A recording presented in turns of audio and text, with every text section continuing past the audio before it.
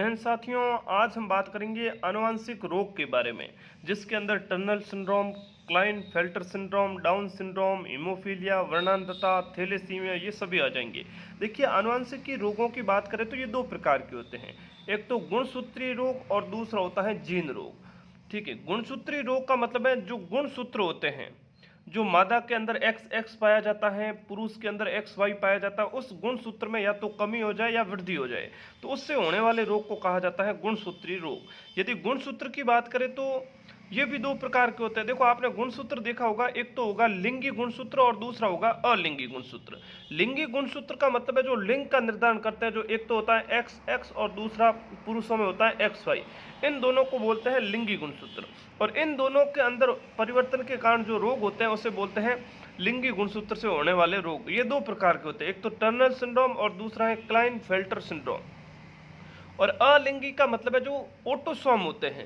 Autosome का मतलब है जो पुरुष और महिला के अंदर 44 गुणसूत्र समान होते हैं, उसे ऑटोसोम कहा जाता है। और ऑटोसोम के अंदर जो रोग होते हैं उसे कहा जाता है अलिंगी गुणसूत्र रोग, जैसे डाउन सिंड्रोम। पहला रोग है टर्नर सिंड्रोम। यदि टर्नर सिंड्रोम की बात करें तो यह मादा के अंदर, महिलाओं के अंदर होता है और एक्स गुणसूत्र की कमी के कारण होता है। सामान्यतः 44 ऑटोसोम पाए जाते हैं और 2 लिंगी गुणसूत्र सेक्स क्रोमोसोम पाए जाते हैं एक्स एक्स। लेकिन एक एक्स यदि कमी हो जाए, एक एक्स यदि लुप्त हो जाए, तो उसके कारण एक रोग होगा। उसी रोग को क्या कहा जाता है? टर्नर सिंड्रोम या मोनोसोमी भी इसे कहा जाता है।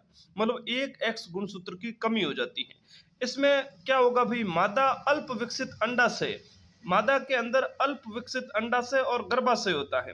इस कारण यह युग्मक उत्पन्न नहीं कर सकते हैं, अर्थात अपन कह सकते हैं मादा बंधी हो जाती है, नए जीवों का निर्माण नहीं कर सकती, जनन नहीं कर सकती। अगला देखो भी, क्लाइनफेल्टर सिंड्रोम। यदि इस प्रकार के रोग की बात करें तो यह केवल नर या पुरुषों के अंदर पाया जाता है। पुरुषों के अंदर 44 ऑटोसोम पाए जाते हैं और सेक्स क्रोमोसोम एक्स वाई पाए जाते हैं। लेकिन एक एक्स जो है, एक एक्स गुणसूत्र अतिरिक्त आ जाता है, जिसके कारण जोड़ा हो जाता है 44 प्लस एक्स एक्स वाई, कुल गुणसूत्र हो जाते हैं 47। अब एक गुणसूत्र की वृद्धि हो गई, इस कारण इसे बोलते हैं ट्राइसोमी। इसके अंदर क्या होता है कि एक गुणसूत्र की वृद्धि हो जाती है और नर में मादा के लक्षण उत्पन्न हो जाते हैं, और इस प्रक्रिया को कहा जाता है गाइनेकोमेस्ट्रिया।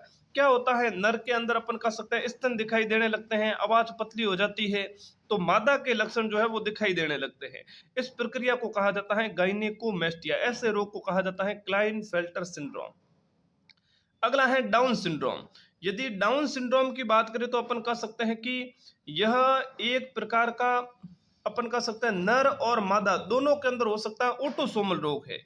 मतलब ऑटोसोमल का मतलब है 44 गुणसूत्र होते हैं, उनमें यदि कहीं न कहीं दिक्कत होती है तो उसे ऑटोसोमल कहा जाता है।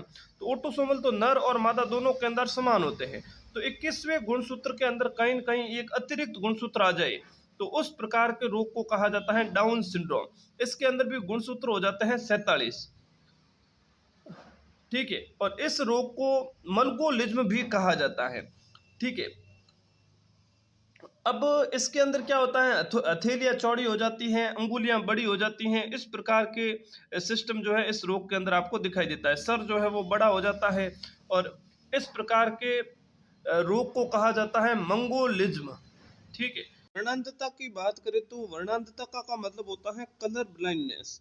इसकी जीन भी अप्रभावी होती है और एक्स गुणसूत्र पर मिलती है। महिला के अंदर एक्स एक्स पाया जाता है, पुरुष के अंदर एक्स वाई पाया जाता है। तो महिला के अंदर भी एक्स गुणसूत्र पर मिलेगी, पुरुष के अंदर भी एक्स गुणसूत्र पर मिलेगी। महिला के अंदर 2 एक्स गुणसूत्र पाए जाते हैं। यदि एक एक्स गुणसूत्र, देखो एक्स सी एक्स, एक एक्स गुणसूत्र पर यदि वर्णांधता की आपको जीन मिलती है तो मादा वाहक होगी, उसे रोग नहीं होगा, क्योंकि दूसरा वाला उसके पास एक्स पड़ा है। दोनों एक्स के अंदर यदि दोनों एक्स पर यदि जीन मिल जाए तो मादा जो है वो रोगी हो जाती है। और एक्स सी वाई, यदि पुरुष पर एक ही एक्स पाया जाता है, उस पर यदि वर्णांधता की जीन आ जाती है तो वो पुरुष तुरंत रोगी हो जाता है। इस रोग में रोगी लाल व हरे रंग में विभेद नहीं कर पाता। यदि कहीं धरातल पर लाल और हरा रंग है तो उसमें उस व्यक्ति को पता नहीं चलता है। अगला है सिक्कल सेल एनीमिया, या इसे और भी रोगों के नाम से जाना जाता है।